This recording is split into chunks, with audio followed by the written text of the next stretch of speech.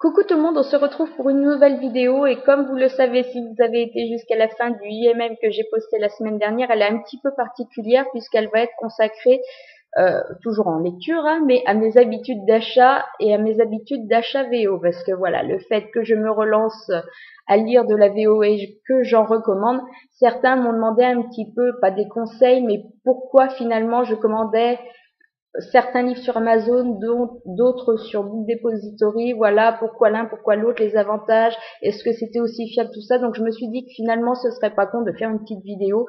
Voilà, je me dis que même si ça s'en apprend plus à une seule personne, ben, ce sera toujours ça de gagner.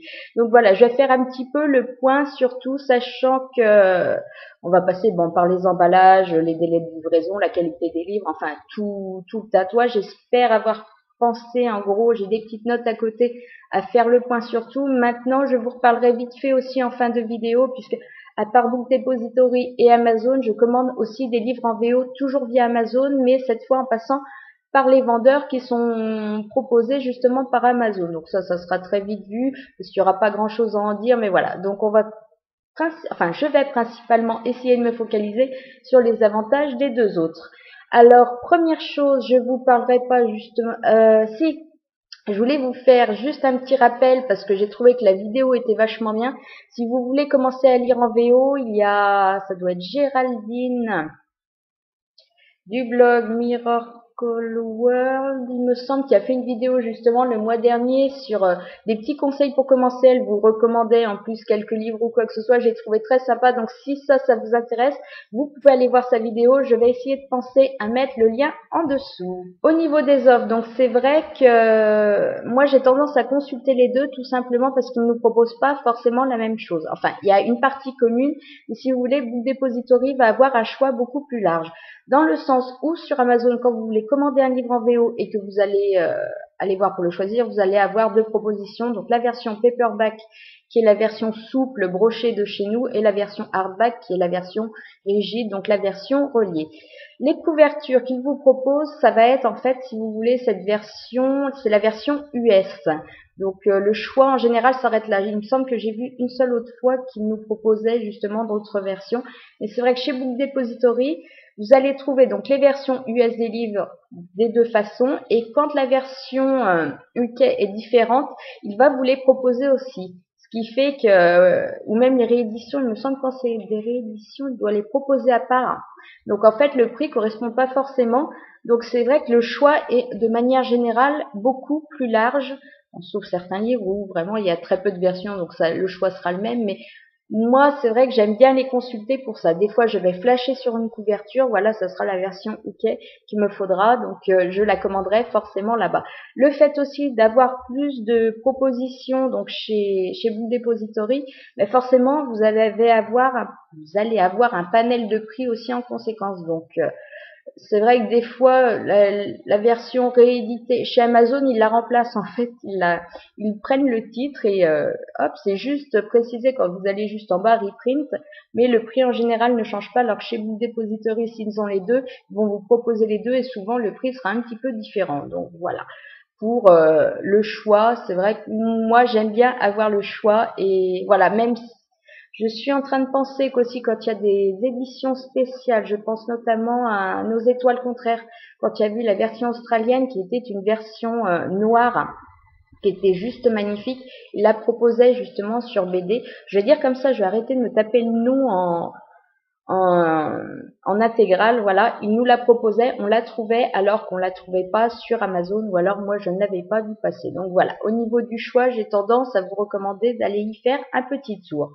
Ensuite, au niveau du prix, parce que c'est quand même ça qui est juste super important. Donc comme je vous le disais, sur BD, vous allez avoir un panel de prix. Maintenant, avant, je sais que je commandais beaucoup chez eux parce qu'en général, tout était moins cher que sur Amazon. C'est plus vraiment le cas aujourd'hui. Maintenant, j'ai pu remarquer que justement, quand on veut commander donc un rigide, j'ai pris quelques livres histoire d'arrêter de brasser de l'air et de vous montrer. Quand vous commandez des rigides comme ça, en général, ils vont être moins chers sur BD que sur Amazon. Et par contre, si vous voulez un paperback, il sera en général moins cher sur Amazon que sur Book Depository. Donc voilà, sur le prix de base, on va dire affiché couramment. Maintenant, il y a un autre avantage sur Book Depository que vous n'aurez pas sur Amazon, c'est-à-dire que les prix bougent. Bon, sur Amazon aussi, mais enfin en général, voilà. Quand on a des notifications, c'est tel livre a perdu 1 centime ou alors a augmenté de 3 centimes. C'est dérisoire, quoi. 3 centimes, si vous commandez pas le livre, vous ne le commanderez pas plus s'il fait 3 centimes de plus ou de moins. Chez Book Depository, vous allez avoir un prix qui va pouvoir énormément changer, c'est-à-dire que voilà, un coup, il va pouvoir être à 10 € et passer, par exemple, le lendemain à moins 28%. Donc, ça va faire quand même une sacrée décote. C'est un truc qu'on retrouve pas chez Amazon. L'avantage aussi chez eux, c'est que si vous faites une wishlist, où vous mettez donc les livres qui vous intéressent, que vous n'avez pas encore commandé, vous pouvez être averti justement quand il y a une baisse de prix sur certains articles par mail. Moi, je sais que je l'ai parce que voilà, il y a des livres que je veux ou alors je veux sans plus, mais le prix me convient pas forcément aujourd'hui. Je trouve que c'est peut-être un peu cher. Ben voilà. L'autre jour, j'ai eu une alerte. Il y en a un qui était passé à moins 42%. Donc voilà, ben, j'avais perdu 4 € et des bananes sur le livre. Là, je me suis fait un plaisir de le commander parce que c'était la super affaire. Là, Wish, ok. Si, il y a une dernière chose, c'est à partir du moment où vous précommandez les livres chez Book Depository, vous avez aujourd'hui, c'est systématique, je crois bien, ça doit être moins 10%. Des fois, ça change un peu, ça augmente même à certaines périodes. Alors, est-ce que c'est parce qu'ils ont moins de précommandes que prévu, quoi que ce soit? Voilà, c'est des choses à suivre aussi, mais le minimum, de toute façon, à partir du moment où vous précommandez le livre chez eux, c'est moins 10%. Alors que chez Amazon, vous précommandez, vous n'avez même pas de petit rabais pour le fait d'avoir réservé votre livre à l'avance. Donc ça, je trouve ça un peu dommage. Si c'est des livres que vous voulez absolument à leur sortie, que vous savez que vous allez vous jeter dessus, commandez-le chez Book Depository, vous aurez un petit rabais. Surtout que moi, je sais que je le faisais. Alors avant, c'était encore pire, c'était moins 25%. Donc j'ai commandé des maxi gros livres. J'avais commencé, je crois bien, bon, ils sont très moches, hein, mais je voulais les hardcovers, justement, de la communauté du Sud quand ils sortaient. C'était des bouquins qui étaient à plus de 20 € pièce. Donc, quand vous enleviez 25% dessus, ben, voilà. 15 €, 5 € par livre, c'était quand même pas négligeable. Donc voilà. Aujourd'hui, c'est plus dans le 10%. Maintenant, ça reste quand même une très bonne affaire, surtout quand on commande des gros hardbacks qui sont dans les 15-20 €, ben, ça fait quand même du bien au porte-monnaie, sachant qu'en plus, les hardbacks sont plus chers, comme je vous le disais, sur Amazon et qu'il n'y a aucun rabais pour le fait de précommander. Ensuite, la livraison, parce que c'est quand même important. Chez Amazon, elle vient de passer 1 centime d'euro même pour les livres qui sont en VO. Chez Book Depository, elle est gratuite. Vous en faites livrer un, elle est gratuite, 15 gratuite, voilà.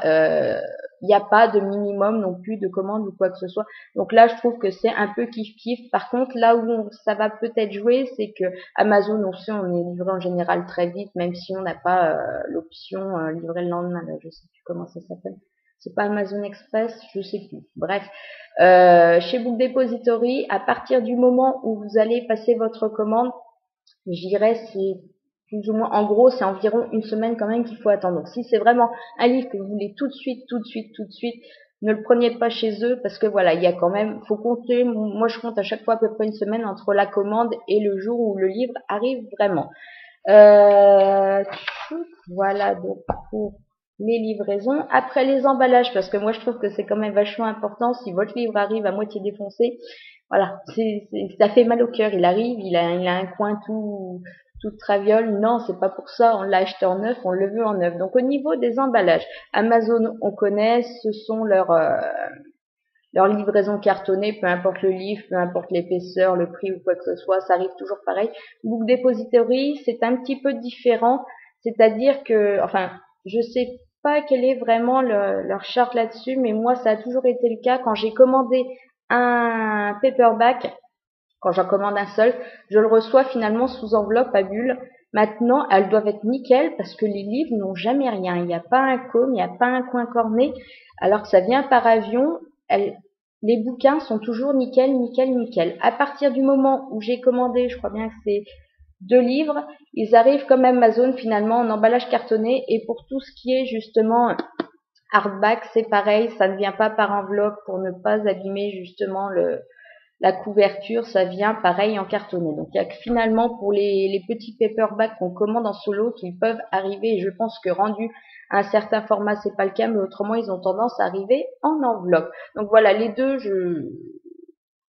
j'ai toujours été très satisfaite. Voilà, même quand ça a pas été super emballé puisque ça arrive en enveloppe à bulles, les livres sont toujours nickel par derrière. Donc moi je trouve rien à y redire. La qualité des livres ensuite, parce que c'est quand même super important. Je suis une grosse maniaque, donc c'est vrai que là j'ai un petit problème avec Amazon puisque c'est pas une fois sur deux, mais c'est quand même assez fréquent que quand je commande des livres chez eux, ils arrivent et alors j'ai une griffure de je sais pas quoi dans le dos, où j'ai carrément, ça m'est déjà arrivé un coup de cutter où les 10 dernières pages, elles étaient carrément tranchées sur 3/4 de la hauteur du livre, et ils ont quand même osé l'envoyer, ce qui est quand même pas mal. Donc souvent je suis emmerdée avec eux parce que bon, je chipote pas non plus, ça me fait suer un petit peu quand ça arrive pas nickel, mais voilà, quand il y a des trucs, une grosse rayure de cutter dans le dos ou sur l'avant du bouquin, c'est juste pas possible, donc je demande l'échange. Chez Book Depository, je n'ai pas encore eu de soucis. C'est vrai que les livres sont toujours arrivés nickel. Voilà. Il y a celui-là que j'avais commandé qui est tout brillant. Donc là, dès qu'il y a un défaut, on le voit. C'est pareil. Ça, c'est arrivé justement sous enveloppe à bulles. Il a pas un cône, il a rien. Voilà. Même au niveau des coins où ça a tendance à prendre facilement, c'est nickel. C'est pareil. Les versions plus mat, il n'y a rien non plus là, il est nickel aussi. Donc je suis très satisfaite de la qualité, enfin du soin dont ils prennent, des livres. Vous avez compris ce que je voulais dire. Voilà, ils sont hyper soigneux avec leurs bouquins, alors que je trouve qu'Amazon des fois c'est un petit peu moins le cas, et que s'il y a, enfin voilà, je sais qu'on peut pas être maniaque sur tout, mais enfin si ils ont réussi à vous trancher à moitié le livre, je comprends même pas qu'on vous l'envoie, quoi. Ils l'ont bien vu quand ils l'ont emballé, on voyait que ça. Donc là, ça me pose un petit peu un souci, mais bon, pour les deux, s'il y a un souci avec les livres, au niveau de l'échange du service client, je trouve que voilà, il y a rien à redire. Les sites après en eux-mêmes. Alors je sais que le site Book Depository peut avoir tendance à faire un petit peu peur aux gens justement qui en plus veulent se lancer dans la VO, donc qui sont pas super à l'aise avec les sites en anglais. Maintenant ça reste très très simple, c'est-à-dire que vous voulez acheter un bouquin, vous tapez le nom de votre livre en haut, vous tombez sur l'édition, vous l'ajoutez à votre panier, donc à votre basket. Après, vous allez dans le basket, vous faites check-out en bas pour valider votre commande. Là, vous rentrez comme d'habitude votre adresse, votre numéro de carte bancaire, et vous n'avez plus qu'à valider en bas. Donc, on reste dans du très très basique. Il n'y a pas besoin de passer par des étapes super compliquées où on ne sait pas ce qu'on nous demande ou quoi que ce soit. Ça reste du basique. Donc, c'est vrai que moi, je trouve que ça ne pose pas de soucis. Au niveau de leur service client, quand j'ai eu des questions, il y a une petite partie en haut, donc Contact Us, que j'ai utilisé à chaque fois, ils ont été nickel. C'est-à-dire que je crois qu'ils ont 24 heures pour vous répondre. En général, dans les 2-3 heures, on me recontactait, on répondait à mes questions, on restait à disposition si j'avais d'autres questions. Donc, j'ai jamais été emmerdée. En même temps, après, j'ai jamais eu à leur faire de réclame, mais je connais des gens à qui c'est arrivé et où il y a vraiment pas eu de soucis. Ils sont super arrangeants. Amazon, c'est pareil. Vous avez un souci avec votre livre, ils vous le changent sans souci. Donc voilà. Au niveau des services clients ou des sites, je trouve que les deux sont nickel et qu'il n'y a rien à y redire. Voilà, je pense qu'en gros, j'ai fait le tour de ce qu'on pouvait attendre, des avantages et des inconvénients, c'est même pas des inconvénients, mais de ce que j'accroche moins sur chaque. Vous donner matière éventuellement donc à réfléchir, à vous lancer, mais comme je vous dis, Book Depository, même si ça peut faire peur en anglais comme ça la première fois, c'est vraiment très simplifié, c'est très basique. Si juste un truc, je suis habituée, et je pense que tout le monde est habitué à chez Amazon, quand on commande un livre, on valide notre panier, on choisit notre mode de paiement. On a à chaque fois une nouvelle page, donc on valide quand même 4-5 pages avant d'arriver à la validation totale de la commande. Chez Book Depository, quand vous êtes dans votre panier, vous validez pour passer la commande, vous avez une deuxième page qui apparaît où vous avez donc vos infos de livraison et vos infos de paiement. Et quand vous validez, la commande est passée. C'est-à-dire que ne vous attendez pas à avoir 10 pages. Moi, la première fois, j'ai pas fait gaffe, tac, tac, je rentre mes infos, je valide, et il me dit, merci d'avoir passé votre commande. Je m'attendais à plus, parce qu'on est habitué à plus. Donc voilà, faites gaffe à bien tout remplir correctement, mais il n'y a pas de raison que ça se passe mal. Voilà. Donc on a fait le tour justement pour Amazon Depository. Vite fait, je vous parle des vendeurs Amazon, puisque ça c'est pas une nouveauté sur le site, mais nouveau pour moi pour cette année, puisqu'avant je commandais justement ou par l'un ou par l'autre, mais je ne passais pas par les vendeurs Amazon qui proposent les mêmes livres en dessous à des prix différents. Maintenant, c'est vrai que cette année, j'ai trouvé certains livres à prix super avantageux proposé par ces vendeurs. Alors par contre, c'est expédié des États-Unis à chaque fois, donc au niveau délai, c'est juste énorme. Si c'est un livre que vous voulez très vite pour vous jeter dessus, ne passez pas par les vendeurs, c'est pas la peine, parce qu'en moyenne, il faut compter quand même 3 semaines pour recevoir le livre. Maintenant, au niveau prix, si c'est comme moi, certains livres que vous voulez, mais où vous n'êtes pas forcément prêt à passer un prix pas possible dedans pour certains, ça peut être super avantageux. La preuve, hier, je me suis commandé un bouquin qui, donc en prix normal, est à quasiment 20 €, 19,80 et des bananes. Je l'ai trouvé donc chez un vendeur en plus très bien noté à 5,80, auquel je rajoute les 3 € à chaque fois de frais de livraison, hein, par contre, en passant par ces autres vendeurs. Voilà, je me retrouve avec mon livre à 8,80 € au lieu de 20. Donc c'est quand même juste une super affaire. C'est toujours en neuf, hein. Je n'ai pas encore testé justement les occasions venant de l'étranger. Mais au niveau prix, c'est super avantageux. Il y en a un autre, pareil, qui était dans les 10 €. Je l'ai commandé, le prix où il le proposait était à 1,40 € en neuf, plus mes 3 €, 4,40 €. Ben voilà, je teste. Alors c'est vrai que comme je suis en phase de test, en plus, je n'ai pas recommandé à chaque fois chez le même vendeur. J'ai toujours bien fait gaffe des notations en général, des gens qui étaient passés par eux, parce que ça c'est super. Voilà, vous voyez si ça s'est bien passé, si c'est arrivé dans les délais. Donc voilà, j'ai voulu tester différents vendeurs pour savoir si justement si je pouvais leur faire confiance ou non, si au niveau des délais de livraison ils tenaient le coup ou non. Donc j'attends 2 livres là qui viennent justement de 2 vendeurs différents. Maintenant, voilà, pour l'instant, les 2 autres que j'ai reçus sont arrivés en état nickel. Bon, comme je vous dis, par contre, en général, c'est 3 semaines pour le recevoir, donc ça peut être un peu long.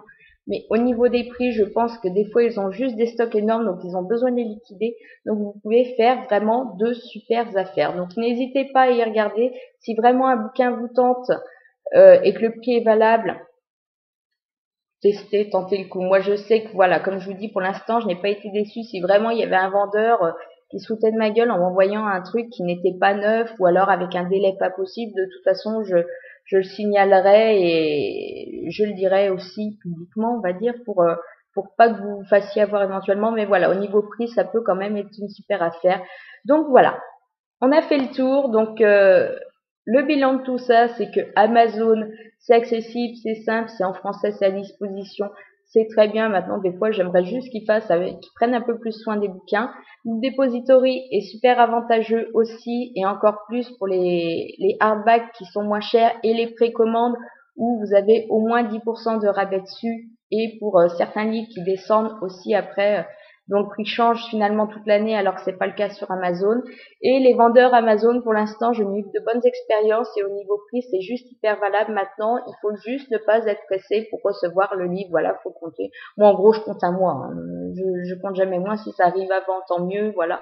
Si ça arrive après, par contre, ça m'agace un petit peu parce que c'est qu'ils tiennent pas leur délai.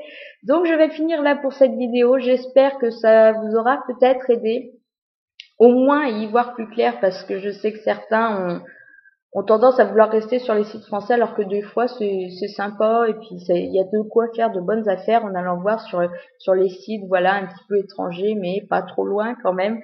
Donc voilà, je vous dérange pas plus longtemps, je vous dis à très bientôt pour une nouvelle vidéo et je vous souhaite de passer une bonne semaine.